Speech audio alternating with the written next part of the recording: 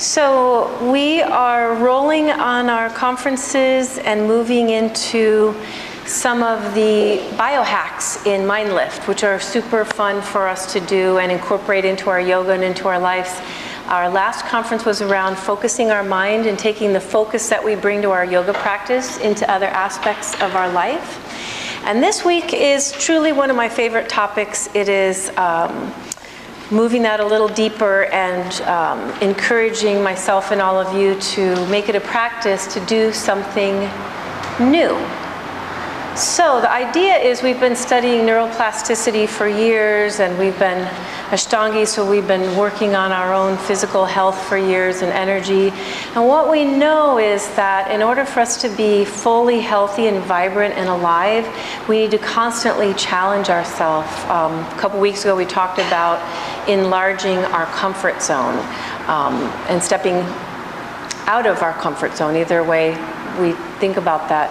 And so that week I was talking about how we are designed to be active and to be out there in the world and interplaying with the world. So I always ask a trick question sometimes of my students. I'm like, which is better, to be in the sympathetic nervous system, fight or flight, or to be in the parasympathetic nervous system, which is rest and digest and chill out and all this kind of stuff? Which is better?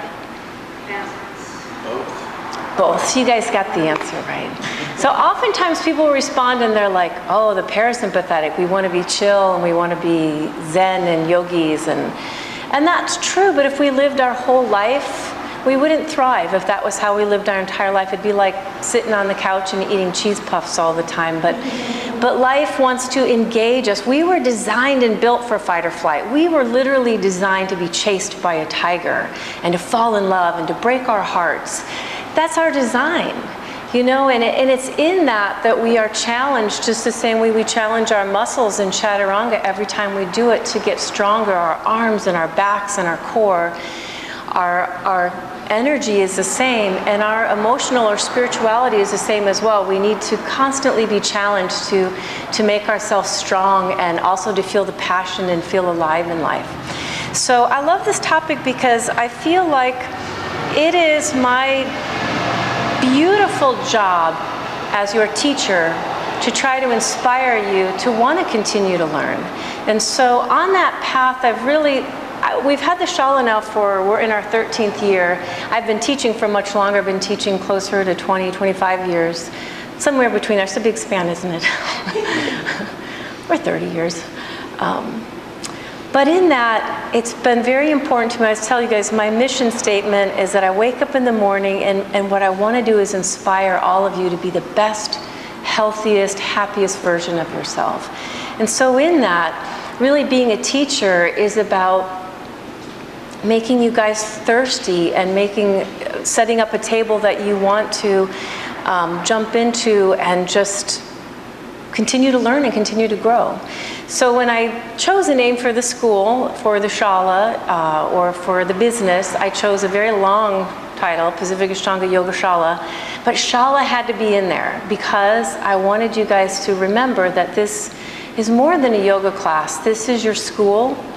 And in that, this is not just random classes you go to when your schedule permits, but that for each of you, this is your practice. You know, and it's something that we have committed to for a lifetime. You know, for however long we have on this beautiful planet, we have to learn and to grow and to expand and keep trying to be a better version of ourselves. So there was a time actually when I was redoing my schedule and looking at, you know, we do our 10 series and our monthly and the usual.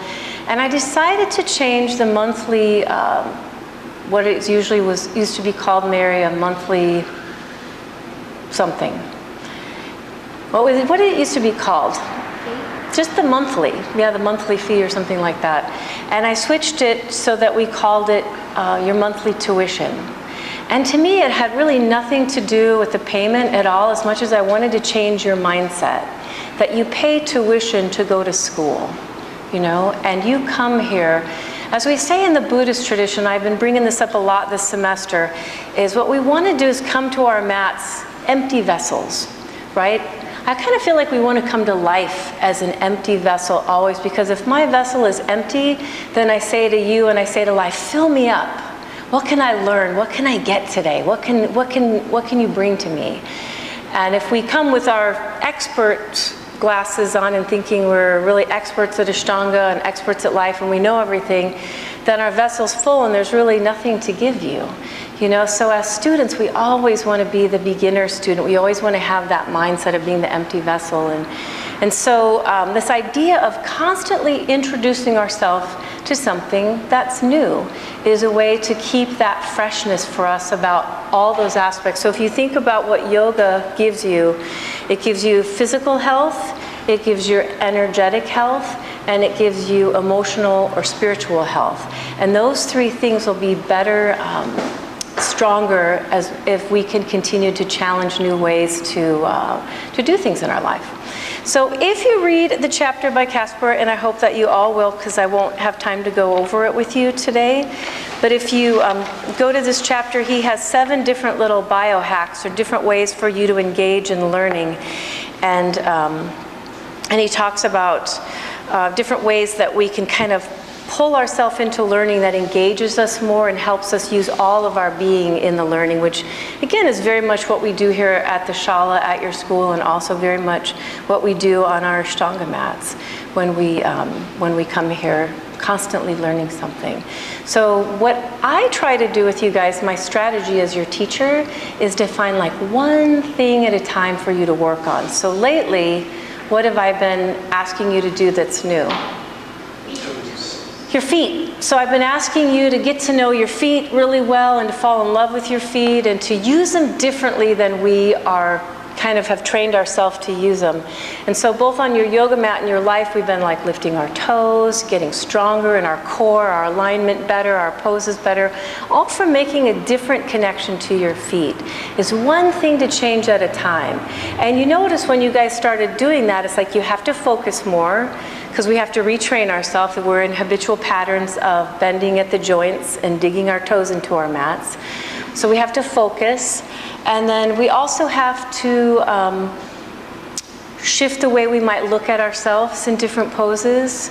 And we might look at differently outside of here. I've asked you guys to start earthing, going barefoot more, getting connected to the negative ions through going barefoot on the beach or out in your yards and stuff. So all of those things, part of me trying to introduce one new thing to you guys at a time that you can introduce here in your yoga practice that you can take into your lives. But outside of this, what I'd like you guys to consider this week is to take this idea of how it strengthens us, our entire being, to continually try to see not just the Shala as your school, but planet Earth kind of as like planet school.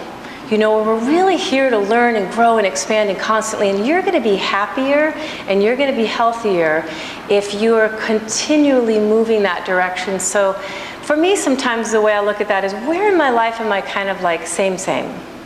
You know, this, we talked about our comfort zone. I do this the same because it's comfortable, I'm used to doing it this way. It's, you know, where in my life can I look at switching something and doing it a little bit differently? So at the end of class, I have some fun little ideas for you guys to try to do some new things, and maybe we'll have Tamara post those for you guys on our YouTube channel or on our website.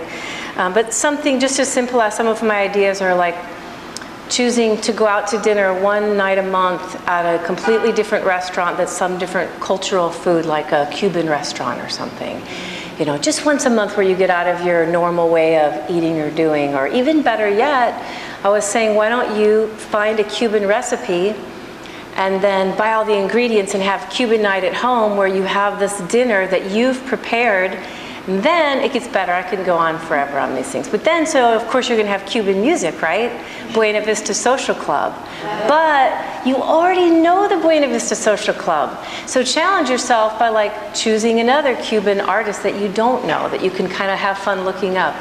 And it goes on from there, and I have lots more on my list. But anyway, I want to just inspire you guys to think about what little changes you can make, the littlest things you can add to your relationships, the way you do your jobs, the way you do your house, any little aspect where you're same, that you can introduce something new.